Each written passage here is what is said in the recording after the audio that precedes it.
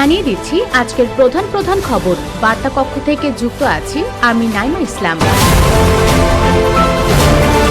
ব্যর্থতার দায় নিয়ে পদত্যাগপত্র দিলেন ইসরায়েলি সেনাপ্রধান।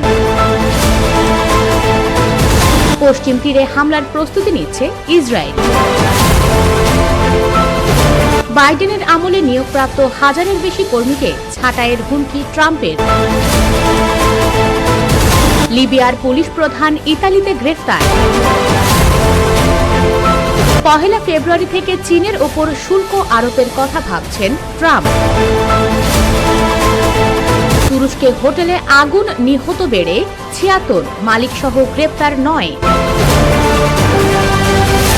যুদ্ধবিরতির ২ দিনের মাথায় পশ্চিম তীরে ইসরায়েলি হামলা, নিহত ১০। গাজায় ফিরে শুধু ধ্বংসস্তূপ দেখছেন উদ্বাস্তুরা, উদ্ধার হচ্ছে কঙ্কাল।